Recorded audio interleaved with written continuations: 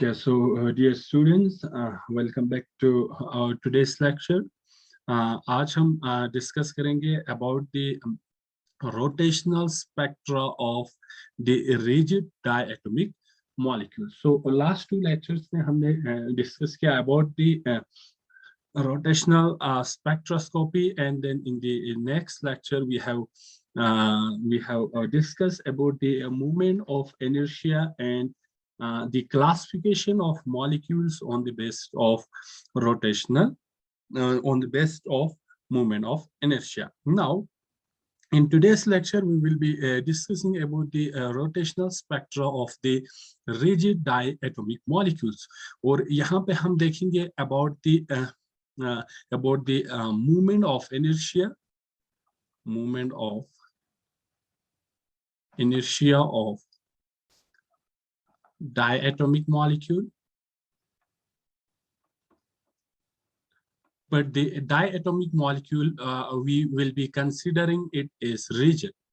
अब यहाँ पे rigid important क्यों है, या rigid, आप rigid का क्या मतलब है कि जो भी diatomic molecules आज हम consider करने जा रहे हैं हम उसको rigid मानेंगे. Rigid means that there will be no change in the bond length of the molecule during the rotation of the molecule.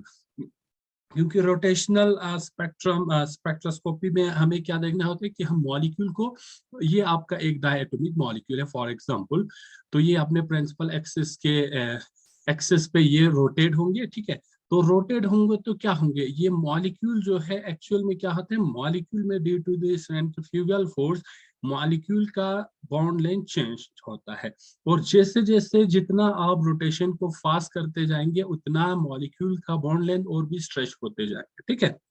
लेकिन आज हम जो डायटोमिक मॉलिक्यूल कंसीडर करने जा रहे हैं, we are considering it as a rigid diatomic molecule, means there will be no change in the bond length of the molecule during the rotation of the molecule. जब ये molecule rotate होंगे तब इसकी bond length में कोई change नहीं होंगे. लेकिन रियलिटी में ये सही नहीं है, क्योंकि किसी भी मॉलिक्यूल को जब आप रोटेट करते हैं तो there will be some change in the bond length of the molecule. तो आगे हम देखेंगे नॉन रिजिड डायटोमिक मॉलिक्यूल की, क्योंकि आप हम बिल्कुल सिंपल से हम स्टार्ट करते हुए जाएंगे तो हम यहाँ पे इसको रिजिड डायटोमिक मॉलिक्यूल हम कंसीडर कर रहे हैं. दूसरा हम यहाँ पे देखेंगे about the energy levels of rigid diatomic molecules. Rigid diatomic molecule के energy level, because we know that like other form of energy, or we can say other form of molecular energy, our rotational energy is also quantized. ये rotational energy भी क्या होता है, quantized होता है. It means आपकी जो energy होंगे, रोटेशनल एनर्जी होंगे, वो कुछ भी नहीं होंगे, इसका एक फिक्स वैल्यू होगा. Quantized means it has a fix value. We can consider any arbitrary amount of rotational energy of this rigid diatomic molecule. तो ये दो हम कंसीडर करेंगे. Then finally we will look for the selection rule for this rotational spectroscopy और rotational spectrum.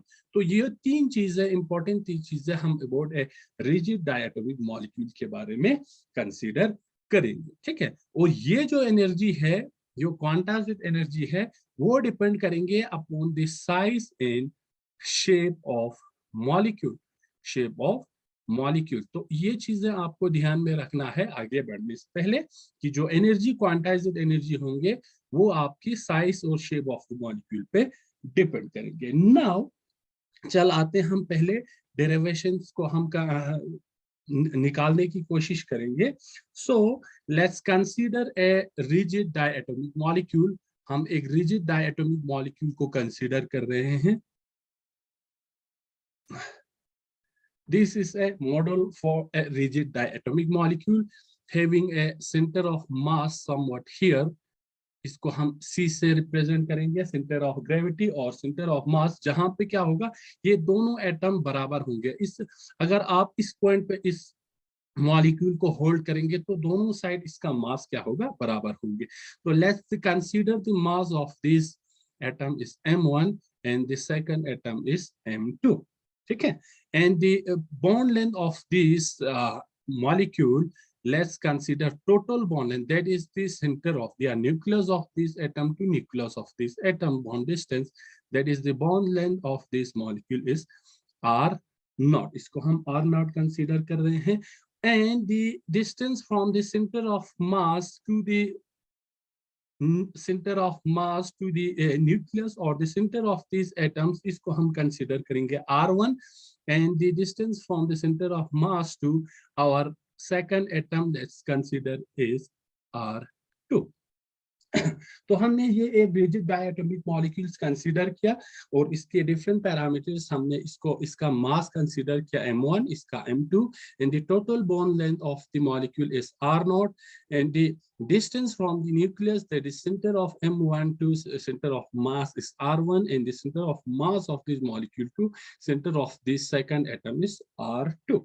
Now we can say that the total bond length of the molecule, that is total bond length means our r naught, this r naught will be equal to, we can say r naught is equal to r1 plus r2। ये जो total bond length है वो बराबर होंगे हमारे r1 plus r2 के, ठीक है। Let's consider this is equation number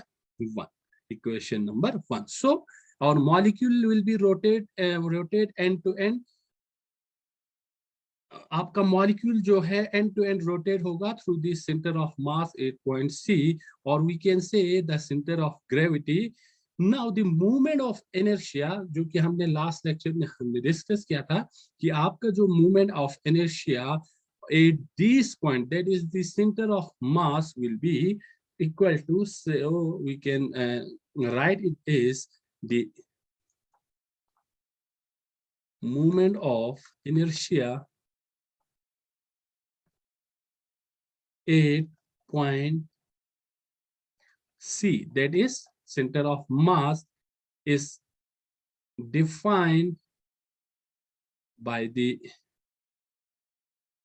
equation। यहाँ पे क्या होगा, आपका जो सेंटर ऑफ मास है इस पॉइंट C पे दोनों बराबर होंगे, दोनों side, that is m1 r1 will be equal to m2 r2। तो 8 point C, your moment of inertia from both sides will be equal, that is moment of inertia for this m1, that is m1 r1 is equal to m2 r2। so let's consider this is equation number 2, ठीक है। and the movement, total movement of inertia of the molecule, then we can say the total movement of inertia of the molecule about point C will be equal to, किसके बराबर होंगे, it is the moment of inertia of this first atom and the moment of inertia of this second atom, so it is equal to, I is equal to m1 r1 square plus m2 r2 square.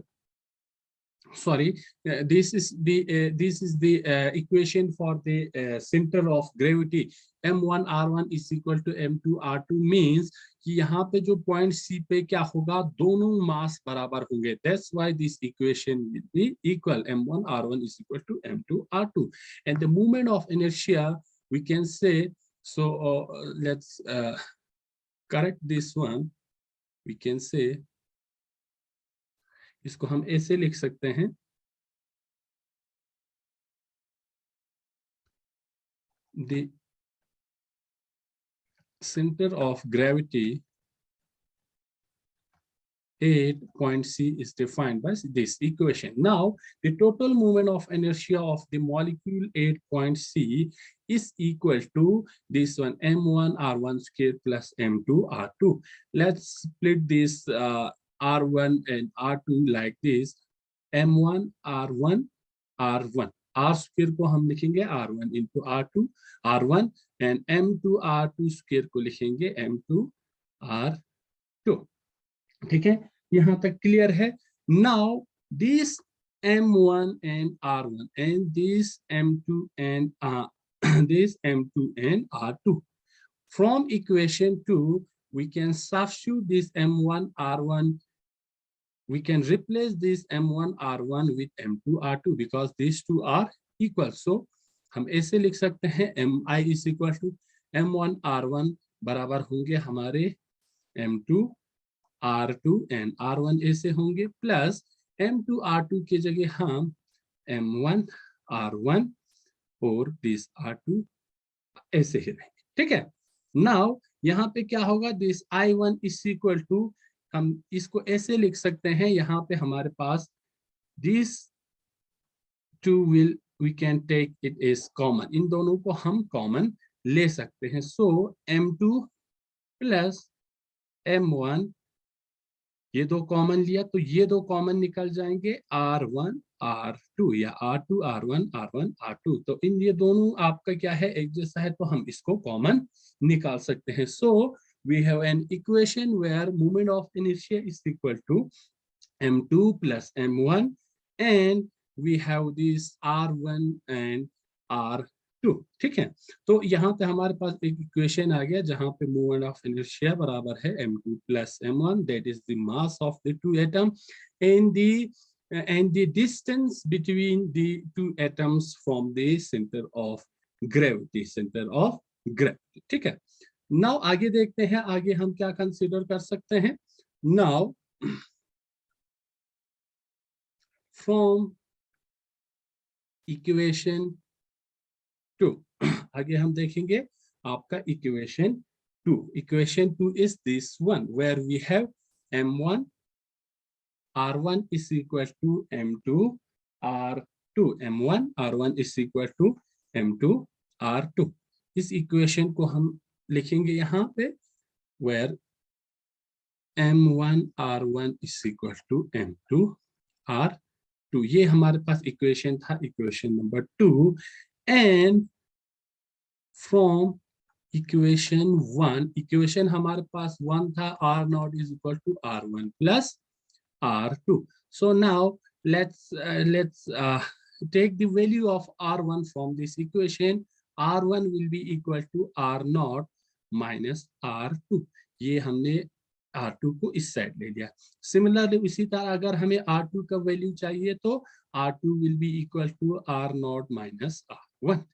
ठीक है, R0 minus R1। So let's consider this is equation number 3।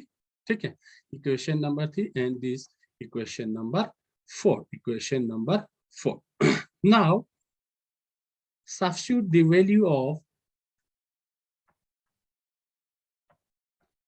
R2 in equation 4।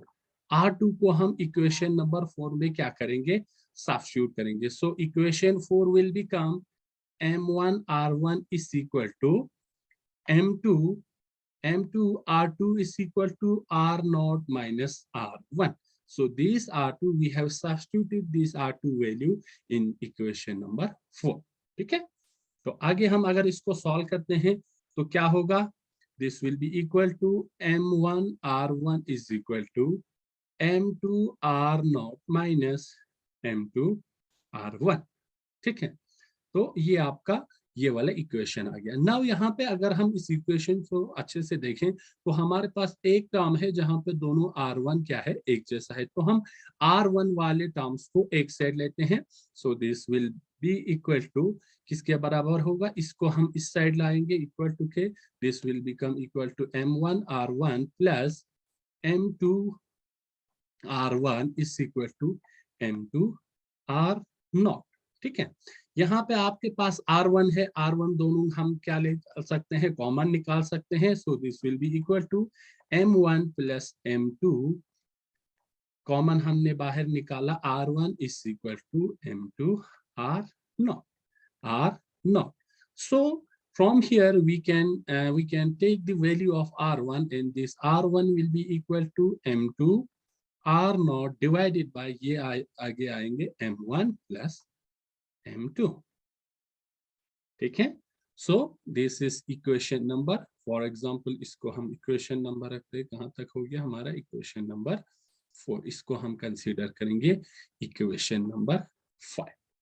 ठीक है, उसी तरह हम R2 का भी value हम निकाल सकते हैं। R2 का वैल्यू हम कैसे निकालेंगे? Bye substituting the value of R1 in equation. Now we can calculate for R2 the value of R2। तो now यहाँ पे हम कर सकते हैं substitute the value of now R1 in equation number 4। So equation number 4 is our M1, R1 is equal to M2 R2।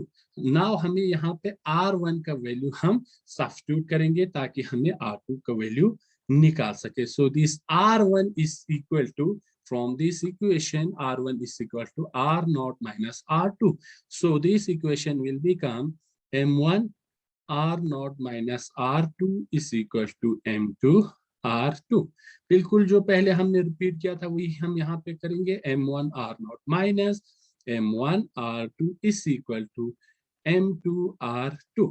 ठीक है, यहाँ पे भी हम देखेंगे हमारे पास ये जो टर्म है वो हमें सिमिलर दो टर्म है एक जैसा, उसको हम एक साइड लिखेंगे। तो this M1 R naught is equal to M1 R2 plus M2 R2। So from this equation, this M1 R naught will be equal to M1 plus M2, common निकालेंगे हम R2। तो यहाँ से हम R2 का value निकाल सकते हैं। R2 will be equal to M1 R naught divided by M1 plus M2। So this is equation, consider it equation number 6। ठीक, अब आपके पास आ गया R1 का भी वैल्यू आ गया, R2 का भी वैल्यू आ गया। नाउ हमें क्या करना है? Now substitute the value of R1 and R2।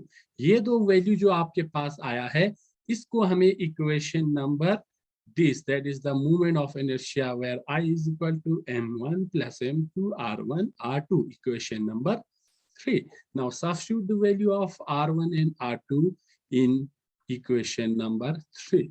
this is equal to equation number 3 हमारे पास था I is equal to M1 plus M2, M2 plus M1 same है into R1 R2। so we have the value of R1 and R2। now substitute it here, M1 plus M2, R1 हमारे पास बराबर है M2 R naught divided by M1 plus M2। उसी तरह हमारे पास R2 का value है M1 R naught divided by M1 plus M2।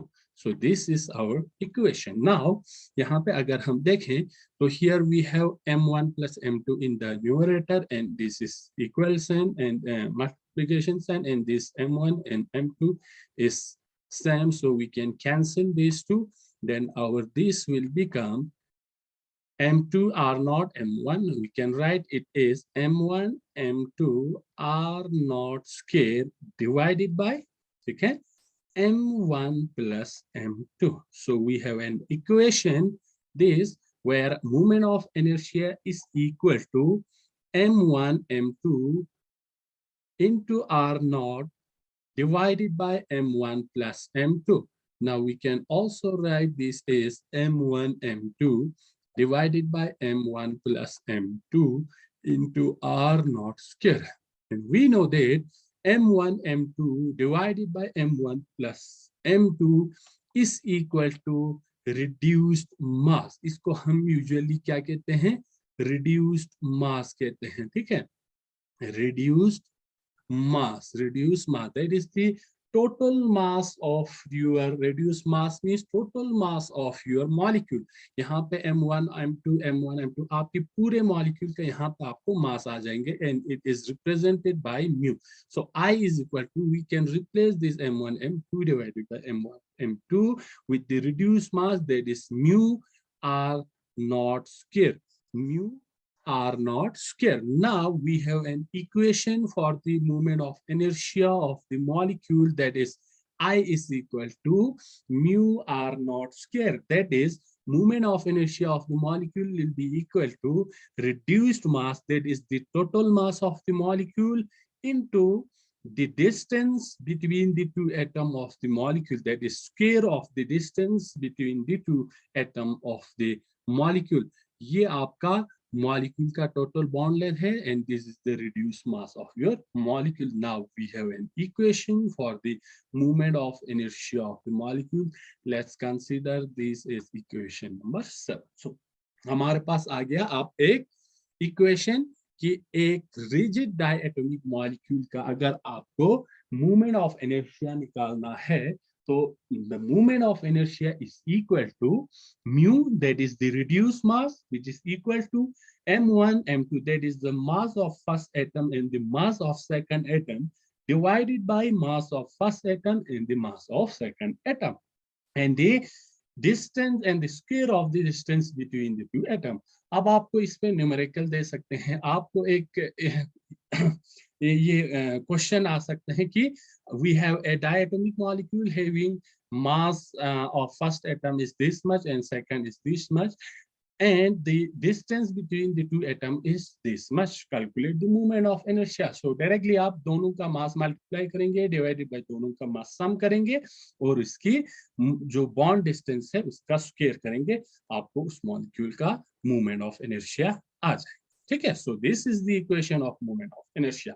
Now movement of inertia हमारे पास आ गया. Now the problem is the energy levels. आपकी energy levels हम कैसे निकालेंगे, क्योंकि हमने यहीं आज लेक्चर में हमें निकालना है energy levels and movement of inertia. Now the energy levels of a molecules can be we can say solved only by solving the Schrodinger equation. ठीक है, Schrodinger equation. तो इस इक्वेशन को by solving this Schrodinger equation we can say we can solve the energy levels of a rotating molecule.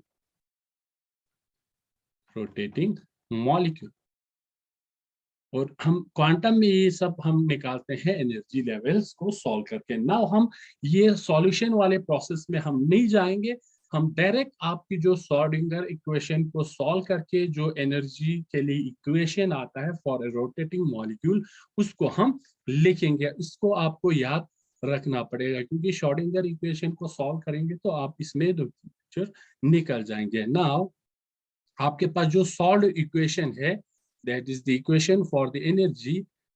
Let's take the equation that is solved equation for energy level from Schrodinger equation. आप जो Schrodinger equation को solve करके जो equation energy level के लिए मिला है उसको हम लिखेंगे.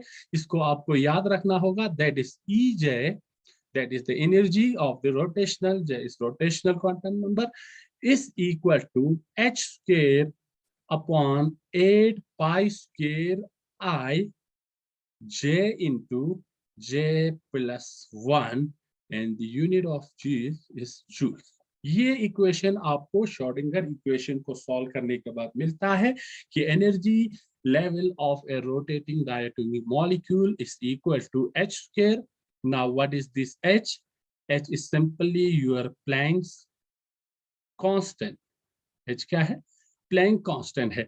यहाँ पे pi d constant है. I is your moment of inertia, and this moment of inertia for a diatomic molecule, linear atomic molecule, it can be IB or IC, क्योंकि हमें पता है IA is equal to क्या होता है? 0 होता है. तो this I can be IB or IC, क्योंकि दोनों क्या होता है? बराबर होते हैं. ठीक है. And this J is your rotational quantum number. जिस तरह आपके पास n होता है principal quantum number, magnetic quantum number, azimuthal quantum number, उसी तरह नया एक क्वांटम नंबर इंट्रोड्यूस होता है, that is your rotational quantum number, because we are discussing about the rotation of the molecule, and this j can have the value starting from 0 1 2 3 4 5 and extra. तो 0 से start होके आगे ये बढ़ते जाएंगे, ठीक है। Now we have an equation for the energy level of a rotating diatomic molecule, which is equal to Ej is equal to h square 8 pi square I j into j plus 1. Now this equation is in the unit of joules. ये क्या है? joules है। आप energy को आप दूसरे form में भी कैलकुलेट कर सकते हैं। You can calculate energy in many forms, like energy को आप joules में आप कैलकुलेट कर सकते हैं, या आप इलेक्ट्रॉन वोल्ट में इसको कैलकुलेट कर सकते हैं, या आपको कैलोरीज में आप कैलकुलेट कर सकते हैं। And we have another unit that is we can calculate it is wavelength, और we can also calculate it is wave number. अब जो आप स्पेक्ट्रोस्कोपी में आप जितने भी यूनिट देखेंगे, सब आपको वेव नंबर में आपको लिखा हुआ मिलेगा, that is centimetre inverse. Now let's convert this joules into centimetre inverse. So this energy, if we have talked about quantized energy, this energy has a fixed value and it is equal to E is equal to H mu. E is equal to H mu. ठीक है, ये आपको पता है। And we know that this mu is equal to C by lambda. mu किसके बराबर होते हैं? C by lambda के, ठीक है। तो ये आपको ध्यान रखना है। तो इस frequency is C upon lambda. Now we can write it as E is equal to H C upon lambda. H C upon lambda, ठीक है। तो ये आपका H C upon lambda आ गया। अगर इसको हमें वेव नंबर में कन्वर्ट करना है, wave number is equal to 1 upon lambda, तो अगर इसको हम इधर शिफ्ट करते हैं तो ये HC इस साइड आएंगे, डिनोमिनेटर पे चले जाएंगे, और यहाँ पे आपका 1 अपॉन लैम्डा। नाउ ये आपके पास आ गया, this unit is in your centimetre inverse, that is wave number. if you have to convert energy from joules into wave number, you have to divide energy by hc, and इसको हम mu bar से हम represent करता है, that is wave number, and the unit of this wave number is centimeter inverse, ठीक है। क्योंकि आपका जितने भी इलेक्ट्रोमैग्नेटिक रेडिएशन की एनर्जीज की बात करते हैं स्पेक्ट्रोस्कोपी में, वो सब वेव नंबर फॉर्म में ये कन्वर्ट होता है, और इसीलिए हम इस एनर्जी को वेव नंबर में क्या करेंगे? कन्वर्ट करेंगे, ठीक है।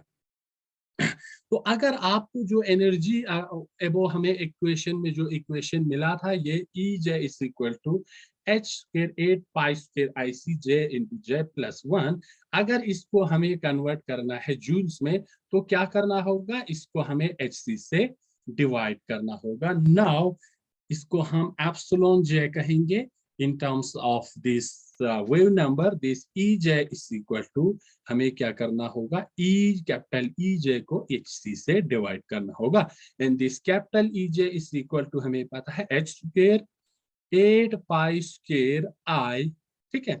इसको डिवाइड करना है HC से, तो डिनोमिनेटर में HC आएंगे, J into J plus 1। अब ये आ गया वेव नंबर फॉर्म में, that is centimetre inverse. Now यहाँ पे आपका ये H स्क्वायर, एक H और ये H कैंसिल हो जाएंगे। Now the equation that is E J epsilon J will be equal to H upon 8 pi square I C J into J plus 1। ये आपके पास एक इक्वेशन आता है in terms of wave number, that is the equation for the energy of a rotating diatomic molecule, and again this J is rotational quantum number। इस equation को अब हम we are using in the whole lecture, energy levels को calculate करने के लिए, energy difference को calculate करने के लिए हम इस equation को use करेंगे, ठीक है। Now अगर हम इस equation को गौर से देखते हैं, if you see this equation carefully, this part is totally you have constant, ये हमारा constant है पूरा। कैसे constant है? देखो, we have H here, H is constant, 8 constant, pi constant, I. If you have the same molecule, अगर आपका molecule change नहीं होते हैं तो आपका movement of inertia भी change नहीं होगा, और c is the speed of light, that is also constant. Now इन सब को अगर हम, if we replace these whole constant with a new constant, that is b, so the equation will be Ej is equal to Bj into j plus 1. Now this b, we have introduced it, new constant here, and this is known as a rotational constant. Rotational constant, इस b को हम rotational constant कहते हैं, ठीक है.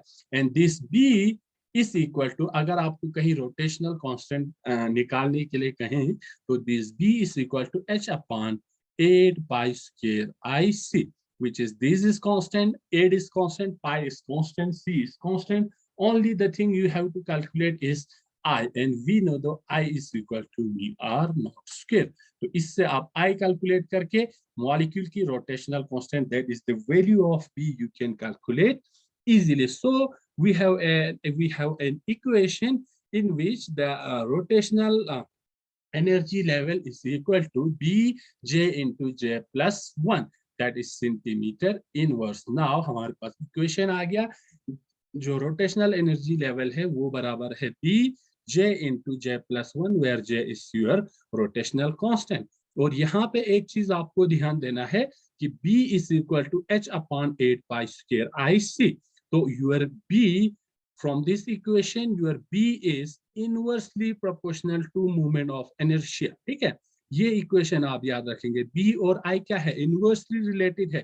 तो जैसे ही आपकी मॉलिक्यूल का क्या होगा, मूवमेंट ऑफ इनर्शिया बढ़ेंगे, रोटेशनल कांस्टेंट डिक्रीज होंगे, या जैसे ही आपके मूवमेंट, जो साइज ऑफ द एटम बढ़ेंगे मॉलिक्यूल में, आपका भी क्या होगा, डिक्रीज होंगे. ठीक है, तो यहाँ पे आई आपका चेंज नहीं होना है क्योंकि मॉलिक्यूल हमने रिजिड माना है. तो यहाँ पे आपका आर स्क्वायर भी चेंज नहीं होगा, ठीक है, और आपका म्यू भी चेंज नहीं होगा. That why I is constant. लेकिन आई और बी का अगर आप रिलेशन देखेंगे, B is inversely proportional to I. तो ये आपको ध्यान रखना है, छोटे से पॉइंट. अब हमें जो इक्वेशन चाहिए, the equation of our interest is this equation, Ej is equal to Bj into j plus 1. Now we know that j is your rotational quantum number. j को हमने कहा rotational quantum number is a new quantum number, and this j has the value starting from 0, 1, 2, 3, 4, 5, 6, 6 and onward. इसका value इस तरह बढ़ते जाएंगे. Now let's substitute the value of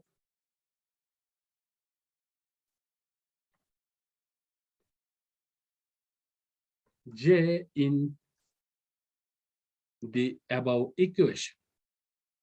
above equation में हम j का वैल्यू सब्स्टिट्यूट करेंगे. The equation is like, क्या था हमारे पास, ये जो इक्वेशन है, that is Ej is equal to, simple जो epsilon j is equal to Bj into j plus 1, that is centimeter inverse. ये आपके पास इक्वेशन है. Now let's substitute the value starting from j is equal to 0.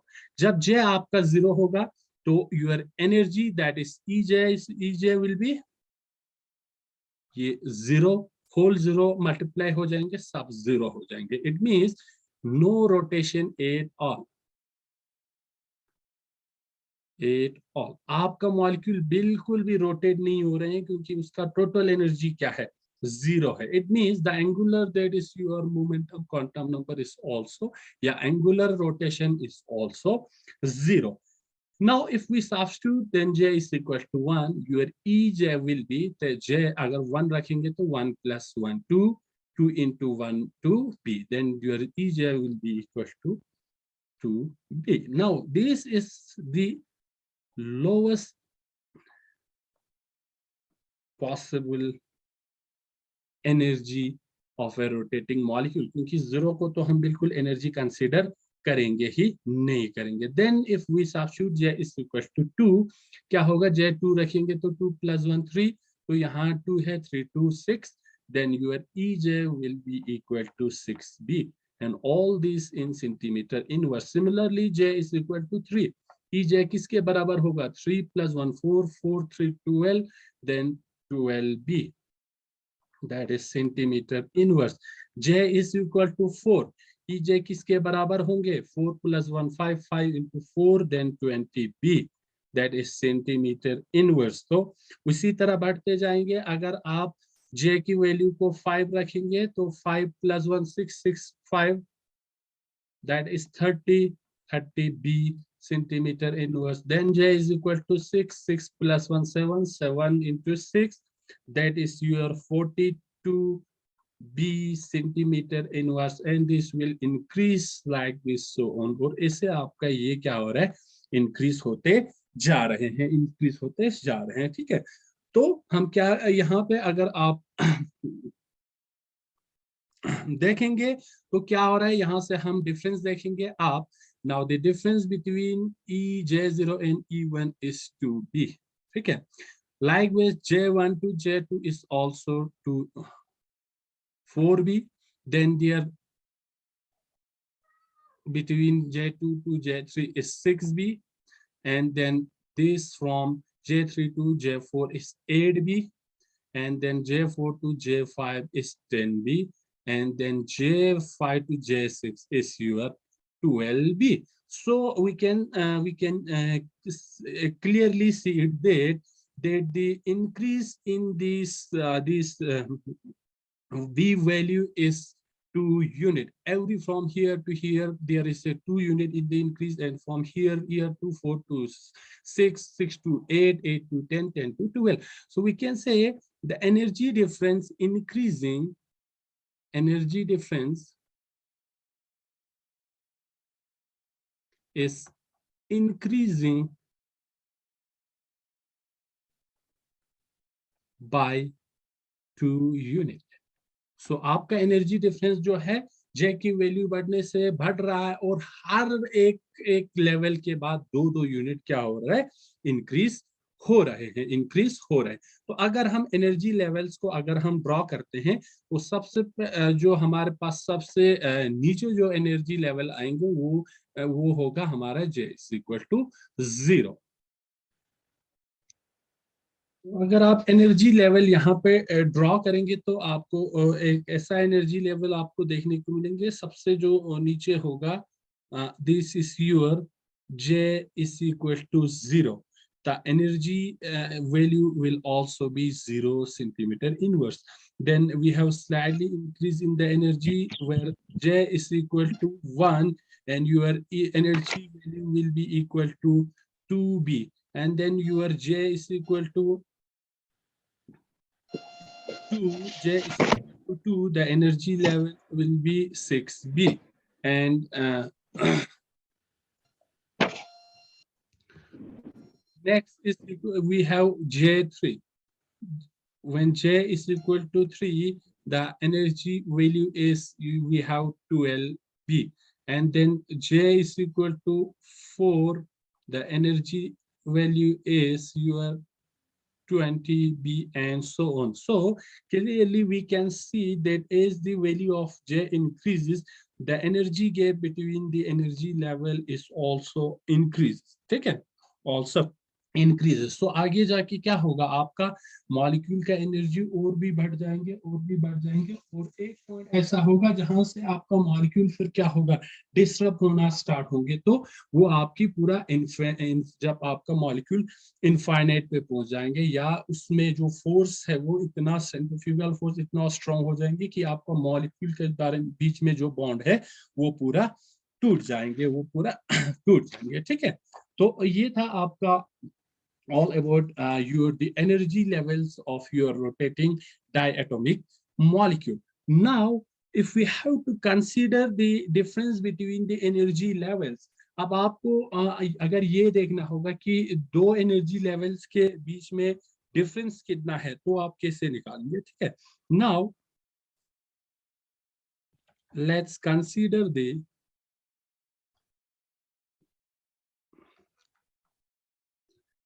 difference between the levels in order to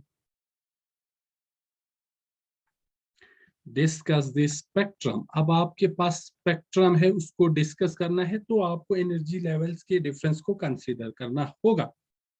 ठीक है, तो कैसे करेंगे? For example, if we consider the molecule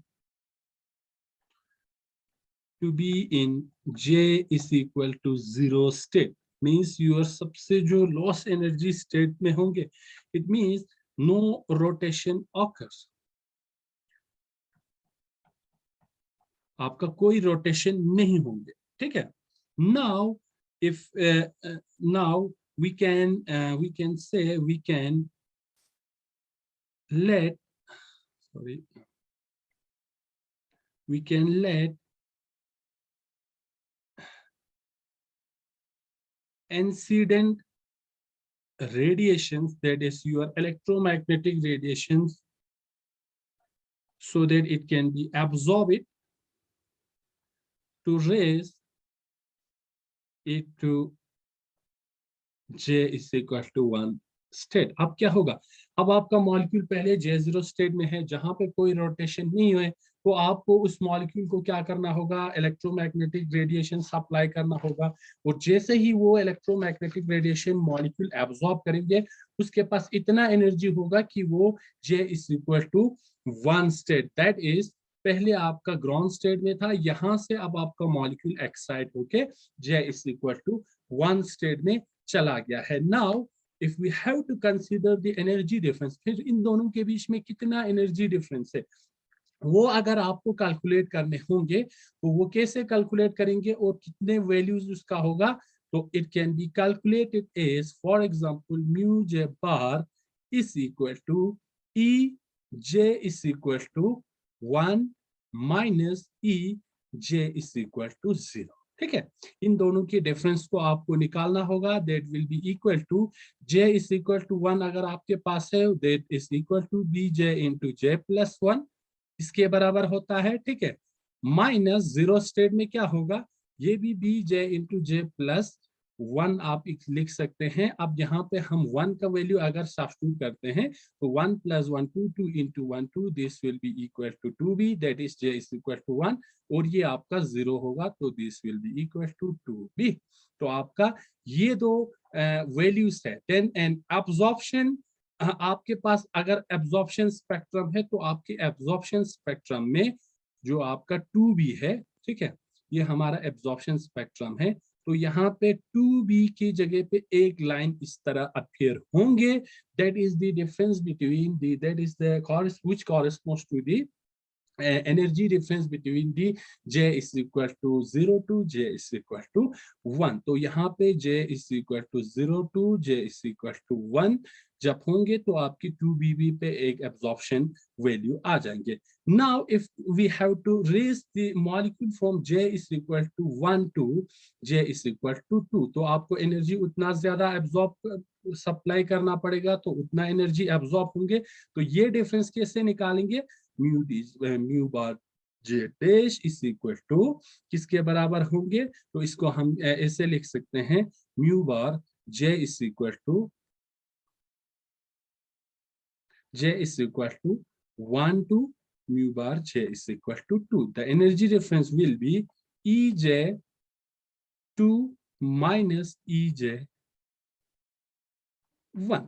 ठीक है, तो बिल्कुल BJ इंटू J प्लस 2 जो आगे वाला फॉर्मूला है, इसी को हमें सब्स्टिट्यूट करना है यहाँ पे, BJ into J plus 1 minus BJ into J plus 1। इस केस में हमें सब्स्टिट्यूट करना होगा 2 का value, so this will B 2 plus 1 3 3 2 6 6b, और यहाँ पे आपको 1 plus 1 2 2 1 2 2b, so the energy difference is 4b। तो यहाँ पे आपका क्या होगा? 4b पे एक आपको एब्जॉर्प्शन लाइन नजर आएंगे, which is equal to J is equal to J from is equal to 1 to J is equal to 2। इसी तरह आपका J देन 2 से 3 पे होगा, 3 से 4 पे होगा, 4 से देन आपकी एक 6b पे होंगे, देन 8b पे आपको इस तरह एब्जॉर्प्शन लाइन नजर आएंगे। And this absorption line is corresponds to आपका ये एनर्जी लेवल था, ठीक है, 0, then we have J is equal to 0, j is equal to 1, that is 2b, then j is equal to 3, आपका इस तरह 6b 4b, then we have j is equal to 4, j is equal to 4, then यहाँ पे आपका इस तरह 6b, जो भी आपका एनर्जी लेवल था उनका वैल्यू ऐसे होंगे 2b, then we have there here 6b, and then we have here 12b, and this corresponds to your transaction form. पहला आपका 2b 0 से 1 में होंगे, सेकंड आपका 1 से 2 में होंगे, एंड देन 3 से 4 में होंगे, और सो ऑन। इस तरह आपका एब्जॉर्प्शन लेंथ के अकॉर्डिंग यहाँ पे एब्जॉर्प्शन लेंथ नजर आएंगे। ओवरऑल अगर आपको जनरल निकालना है, जनरल अगर आपको फॉर्मूला चाहिए एनर्जी डिफरेंस निकालने के लिए, या कितना एनर्जी चाहिए मॉलिक्यूल को रेज करने के लिए, from we can say J to J plus 1 state, J से J, क्योंकि दो जगह से जंप नहीं करेंगे, वो आगे हम सिलेक्शन रूल में देखेंगे। So this general race will be equal to J to J plus 1। अगर आप इसको निकालना चाहेंगे then this will be equal to, आपके पास फॉर्मूला है Bj into J plus 1 minus Bj into J plus 1। अब आपको रेस करना है from J to J plus 1, that is the higher state is your J plus 1, so you have to substitute here J plus 1 in place of J। J की जगह आपको J plus 1 लिखना होगा, यहाँ पे भी J plus 1 माइनस यहाँ पे आपको J सब्स्टिट्यूट करना है, that is B J into J plus 1। ये आपका लोअर एनर्जी है, दैट इज J, और ये हायर एनर्जी है, दैट इज J प्लस 1। अब इसको आप जब सॉल्व करेंगे आपको क्या मिलेगा यहाँ पे, दैट इज B, इन दोनों को मल्टीप्लाई करो, it will be equal to J square plus J into 1J, that is 1J and 1J, that is we have 3J and 1 plus 1, that is 2। इस साइड आपको ये मिलेंगे, माइनस इन दोनों को multiply करने पे B J स्क्वायर माइनस आपके पास that is minus plus minus, आपको ये मिलेंगे BJ, तो इस साइड आपको ये मिलेंगे, ठीक है। अब आपको अगर आप ध्यान से देखेंगे तो इन दोनों में हम क्या करेंगे, पहले B को कॉमन निकालेंगे, then this equation will be equal to B J square minus 3J plus 2 minus J square minus J, आपका पूरे ये इक्वेशन बन जाएगा। So here plus J square minus J square we can cancel these two, this will be equal to B, ठीक है। यहाँ पे minus this is plus, ठीक है, plus 3J minus J, then will be equal to 2J plus 2। So this is the equation, or we can say यहाँ पे हम 2 को भी कॉमन निकाल सकते हैं, तो 2B into J plus 1। So this is the general equation you can use to calculate the energy difference, yeah, the energy required to raise the molecule from one energy level to another energy level। So this is our final equation to find out the difference in energy between two energy levels। अब आपको जब भी आपको energy difference निकालना होगा, यहाँ पे J 0 to 1 है, तो एक में 0 दूसरे में 1 निकालना होगा, higher energy level to minus आपका लोअर एनर्जी लेवल, तो इस तरह एनर्जी डिफरेंस भी निकाल सकते हैं। तो यहाँ पे हमने देखा कि ये जो मॉलिक्यूल है वो हम सिर्फ एक ही एनर्जी लेवल में, that is 0 to 1, 1 to 2, 2 to 3, 3 to 4, इस तरह हम एक एनर्जी लेवल में ही हम क्या कर सकते हैं, एट ए टाइम ट्रांसफर कर सकते हैं। आप डायरेक्ट 0 से 2 में एनर्जी मॉलिक्यूल को मूव नहीं कर सकते हैं, ठीक है। So this is not possible, you can only raise from one energy level to another next energy level। आप 0 से 1 में आप कर सकते हैं, 1 से 2 में आप कर सकते हैं, 2 से 3 में आप कर सकते हैं, 2 से डायरेक्ट आप 4 में नहीं कर सकते हैं। So that's why we have a selection rule, कि आप सिलेक्शन रूल क्या है for a rotational spectroscopy, delta J is equal two plus minus 1। इस सिलेक्शन रूल को आप याद रखेंगे कि the selection rule for the rotational spectroscopy is that delta J, that is change in rotational quantum number. Rotational quantum number is plus minus one means आप सिर्फ एक ही यूनिट में या आप एक ही energy level, that is next energy level में आप मॉलिक्यूल को एक्साइट कर सकते हैं, या हायर एक एनर्जी लेवल से लोअर एक एनर्जी लेवल में मॉलिक्यूल को ला सकते हैं। डायरेक्ट टू से आप जीरो में नहीं ला सकते हैं। ये ट्रांजैक्शन आपका फॉरबिडन है। मीन्स वी कैन से 0 to 1 या 1 to 2 या 1 to 3, the rays of molecule from 0 energy level to 1 to 2, that is we can say these are allowed transaction। ये rotational spectroscopy allow करते हैं। लेकिन 0 to 2 या 2 to 0 ये सब क्या है, हम इसको बैक साइड में भी कर सकते हैं, या तो आप 1 to 3 या 3 to 1 और 0 to 3 या 3 to 0, these all are forbidden transaction. तो ये सारा फॉरबिडन है। और अगर आपकी that is the change in rotational quantum number 0 to 1 1, आपका इन दोनों के बीच में एक ही चेंज आ रहा है, ठीक है, या आपका this is no this is 2 to 3, या यहाँ पे 2 to 3, यहाँ पे 1 यूनिट का चेंज, यहाँ पे 1 यूनिट का change, that is the change in the rotational quantum number is only one. So this type of transactions are allowed and this type of transaction are non allowed. So ये था आपका all about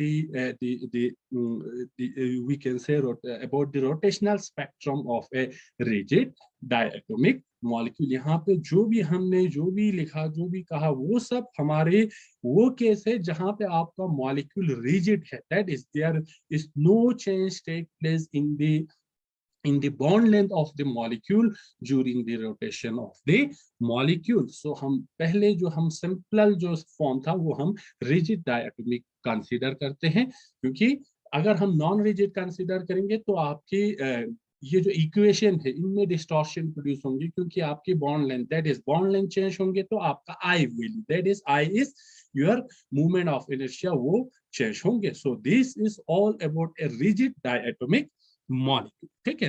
तो ये था हमारा rigid diatomic molecule का हमने निकाला movement of inertia, then we have seen the energy levels of a rigid diatomic molecule, and finally we have seen the selection rules for a rigid diatomic molecule. So आज का lecture यहीं पे खत्म होता है।